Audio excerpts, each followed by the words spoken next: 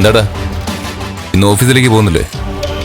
Sir പോകാൻ നിർബന്ധിക്കുകയാണല്ലോ, പക്ഷേ പോവാനൊരു ഭയം പോലെ.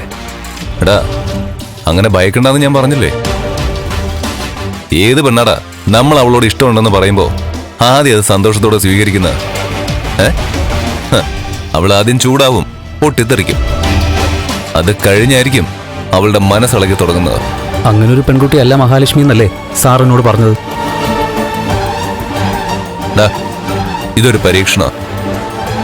ഇന്ന് ഓഫീസിൽ ചെല്ലുമ്പോ കണ്ണനോട് അവളൊന്നും പറഞ്ഞില്ലെങ്കിൽ പിന്നെ പേടിക്കാൻ ഒന്നുമില്ല. അവൾക്ക് നിന്നോട് സിമ്പതി ഉണ്ടെന്ന് വേണം കരുതാൻ.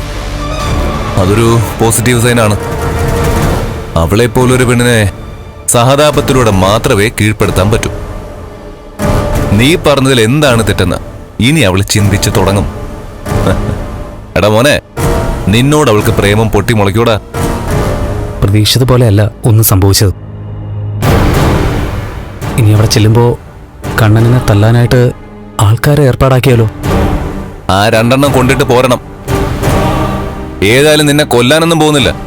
പെൺവിഷയമുള്ളവരോട് കണ്ണൻ സാറിന് ഇഷ്ടമല്ലെന്നല്ലേ സാറിനോട് പറഞ്ഞത്? അതൊക്കെ ശരിയാ, പക്ഷെ അവനിതൊക്കെ അറിഞ്ഞാലല്ലേ നമ്മൾ പേടിക്കേണ്ട കാര്യമുള്ളൂ. അറിഞ്ഞ് കാണില്ല.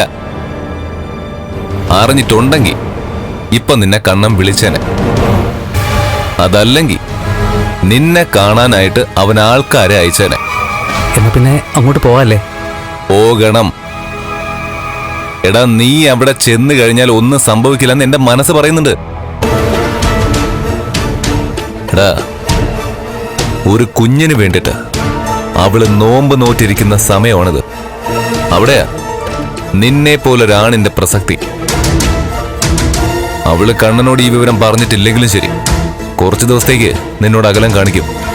അത് കഴിഞ്ഞ് വീണ്ടും അവൾ അടുത്ത് വരും. ആ അടുപ്പമുണ്ടല്ലോ, നിന്നെ വിട്ടുപിരിയാൻ പറ്റാത്തൊരു ബന്ധമായിട്ടങ്ങ് വളരും. സത്യോടാ. അതുകൊണ്ട് മോൻ ചെല്ല്. ധൈര്യമായിട്ട് ഓഫീസിലേക്കും കണ്ണന്റെ ക്യാബിനിലേക്കും ചെല്ല്.